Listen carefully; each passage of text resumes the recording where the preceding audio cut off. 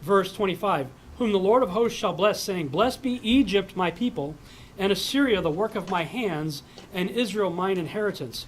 So I basically put a pin in those three locations, kind of picked cities within them that are prominent in the scriptures, I believe. And that's what forms the triangle. Those are the 3 points in the triangle. Specifically, Giza, I put Jerusalem there, but there's a better location that we'll talk about in a few minutes with regard to the land of Israel, and Babylon. So those are the 3 points in the Yahuwah triangle. When I began to contemplate what is this monument that's being spoken of in Isaiah 19, I began to wonder if it was the Great Pyramid of Giza. It's the only thing that actually fits all the descriptions given, and specifically something that's in the middle and on the border of Egypt. When you realize that Egypt was divided in half, upper and lower Egypt, and right where that line is, the border of that line, it's in the middle of Egypt, where you have Giza. So at first I'm thinking, wow, I found something incredible here. And then I continue to research, and there's been hundreds of people who've come to this conclusion. I'm like, okay, cool. At least I guess I'm on the right track here. There are a lot of scholars out there who have made the connection and believe, as I now do, that that monument or whatever that thing is in the middle and border of Egypt is the Great Pyramid. I have in disc 1 of my Yahuwah Triangle disc series, which I have here, it's an hour and a half long teaching. I'm going to just give some of the quick highlights of some of it to tell you what I think is going on with the Great Pyramid. It was one of the 7 wonders of the ancient world. It's the only one still remaining to this day. It's been around for a long time. Many suggest it was built sometime around 2560 to 2540 BC, which according to my understanding places it in the pre-flood context. I was invited to speak at a secular UFO conference in New Jersey a couple years ago, and it was with the Ancient Aliens crowd. So they had like the people that are not the guy with the hair, the great Giorgio guy, but some of the other guys were there. And I was brought in to talk about the UFO phenomena and all that from a biblical worldview. But as part of that talk, one of the guys that was there, Dr. Robert Schock, kind of stirred up the archaeological community with his findings of the Great Pyramid and the Sphinx showing water damage and showing that this place has been underwater at some point. And so, he was kind of confirming a lot of things that I was looking at about it being a pre-flood structure. So had some really cool conversations with him and the other speakers about some of this stuff. It is the only pyramid in Egypt containing both ascending and descending passageways. All the other ones have only descending passageways. This is a cutaway showing the inside of the Great Pyramid. Fascinating study as you really get into all those things. Although it's missing today, many believe it had a capstone of gold on top, but this is what really caught my attention. This is secular Egyptologists looking at this thing. They say that it originally had 144,000 highly polished casing stones. Interesting number, wouldn't you say? Yeah. In fact, if they were highly polished, it is believed that if you could go to the moon and look back at the earth when it's reflecting sunlight, that you could have seen the reflection of the Great Pyramid shining like a star on the earth. One of the original names for it was Ikhet, I think was the name, which means glorious light. Very shiny object. Who built the Great Pyramid? Of course, the Egyptologists will tell you it's the Great Pyramid built by Khufu. If you look at the evidence for why they say that, you would laugh. Basically, in the King's Chamber, let me go back a couple of slides here. If you look at this picture here, you have the King's Chamber right here, and you have these relieving chambers up above it, and like the structure that they say is built that way to keep all the weight from crushing everything down below it. But these are like open areas in here. Nobody was ever meant to get in there. Nobody was ever meant to see it. The only reason we know that it's up there is because archaeologists or grave robbers did dig a passageway up alongside of it, and they found openings up here. And way up in one of these relieving chambers that was never meant to be seen by anybody was a scribbled piece of graffiti that some wonder may have been put there when they did that. No proof. Nobody can prove that it was done at the time of the construction of the Great Pyramid. This showed a cartouche, which is one of those circular hieroglyphs that represented the name of Khufu, and the graffiti that was written beside it said the Gang of Khufu, or the Khufu Gang. That's all the evidence we have that that was built by Khufu. To me, that's kind of like the evidence that was put forward for 9/11, when we were told that 3 buildings fell at free fall speed into a pile of ash after 2 planes hit, and the jet fuel that burns only about 1,800 degrees Fahrenheit melted the steel that melts at over 2,000 degrees Fahrenheit for burning for less than an hour. And these buildings fall into a pile of ash, and they find a passport that somehow survived the fire that melted the steel. And not only was it a passport, but it was the passport of the alleged box cutter toting terrorists that supposedly slammed those planes into buildings. Yeah, it's 98% we share with chimpanzees, right? People who think they came from monkeys come up with stupid stuff like that. Alex Jones said, what was this thing made of? What were the passports made of? Shards of Thor's hammer! You know how he gets all, shards of Thor's hammer! Whatever. But that's what convinced everybody that 9/11 was done by box cutter toting terrorists, was this paper passport that somehow survived the falling of the buildings due to jet fuel. Well, this is as absurd as that is to me. This idea that something that was, when you look at all the other structures in Egypt, the pharaohs and everybody are very proud of their stuff, aren't they? Hieroglyphs all over the place. This pharaoh did this, that, and the other thing, his whole life story and military career and, conquests and blah, blah, blah. All the other temples and stuff like that have writings and things all over them. But the most magnificent structure ever built and still standing on this earth today, whatever shape it is, the earth, there's no writings, no hieroglyphs, nothing. And the only writing they did find was way up in a relieving chamber that nobody was ever meant to see? I don't think so. When I was looking to see, okay, well, if he didn't build it, who did? I was reminded of a book I read a while back by Patrick Heron called The Nephilim and the Pyramid of the Apocalypse. He didn't buy the idea that maybe the pre-flood patriarchs built it. He believed that Nephilim built it, and it was built as a structure to honor Lucifer as a counterfeit of something in heaven. And I read through his argument and eventually had to disagree with him on that, with the exception of the possibility that the physical laborers that may have laid the rocks could have been Nephilim. But I don't agree with his premise on why it was built and to whom it was to honor. And the reason I don't is because he based his premise that it was Luciferian in origin on not only the Luciferian stuff that we see, like the eye in the back of your dollar bill and the pyramid and all that stuff, but also the so-called air shafts in the Great Pyramid that point to certain stars in constellations, Draco and Sirius and some of these other ones. The stars that it points to, apparently, are stars that are typically associated with Luciferian ideas and the occult and stuff like that.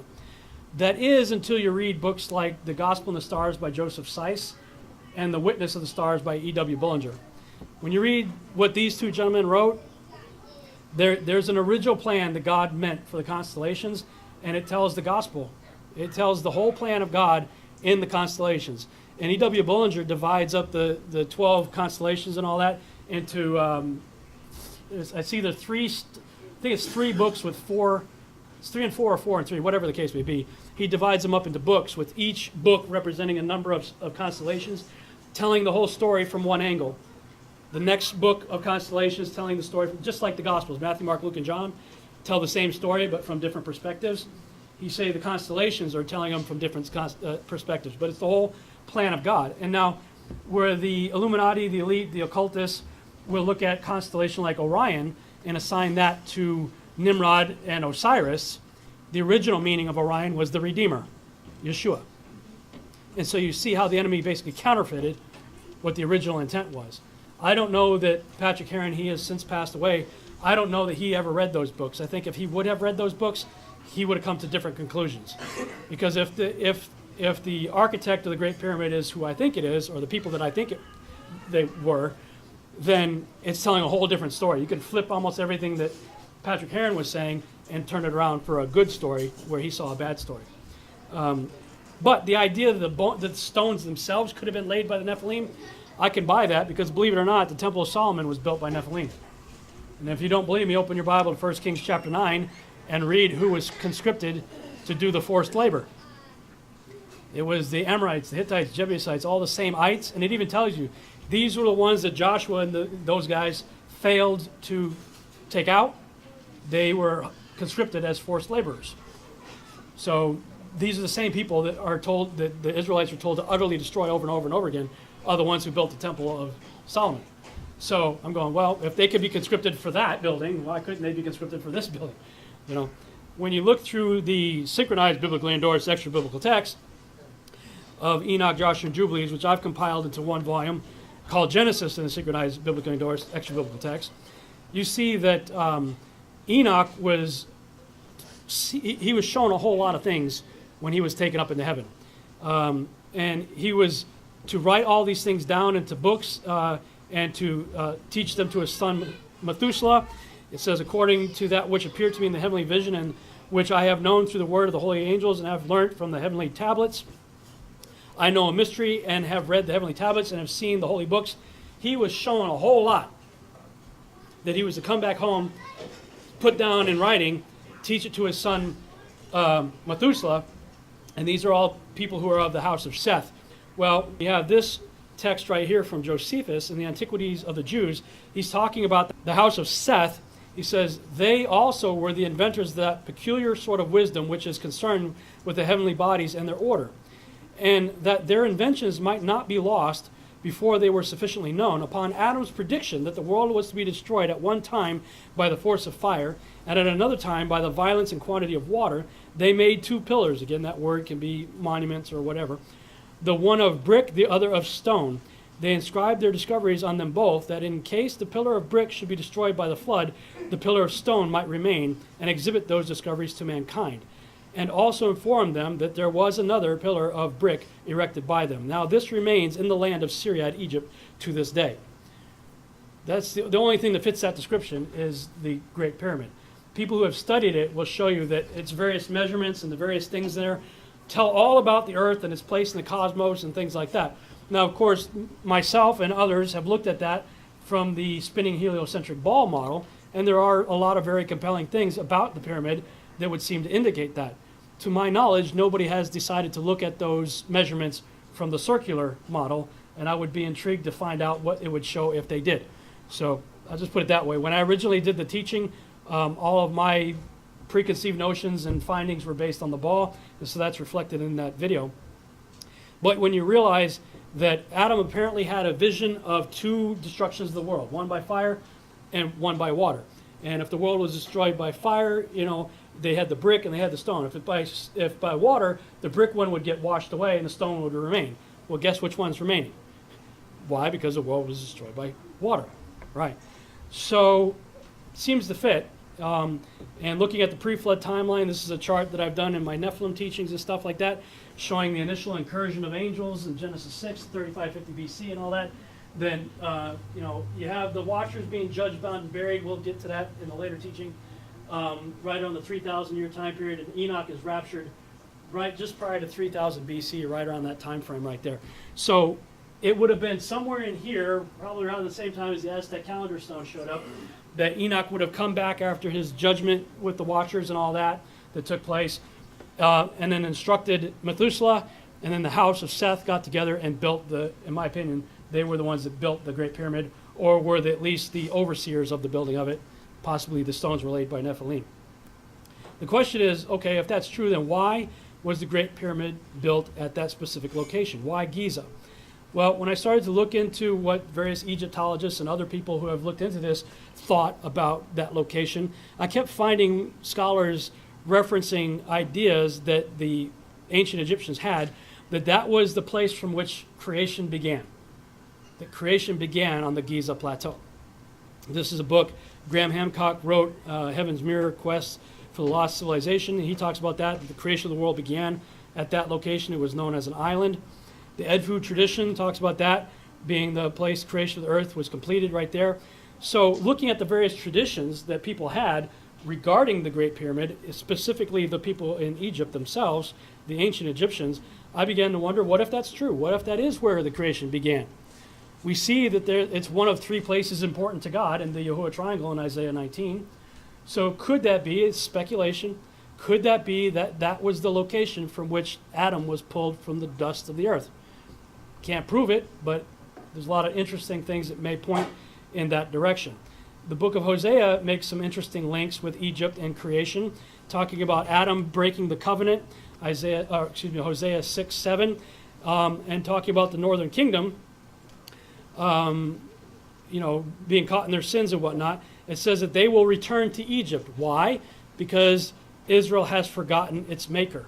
So as I continued to do the research, I kept finding this idea of origins, creation, things starting in Egypt. Possibly the creation itself, with Adam being pulled from the dust of the earth. We know that Israel was made into a nation, not in the land of Canaan. Israel became a nation in the land of Egypt, right? God told both Joseph and Jacob that the house of Jacob would come down, 70 individuals, right? And he would make a great nation out of them in Egypt. So that's this whole idea of new things sort of starting in Egypt. Speculation, I agree, but interesting nonetheless. Could the Great Pyramid be a model for the New Jerusalem? Now, when you look at the dimensions of the New Jerusalem, most of us probably have thought of it as a cube.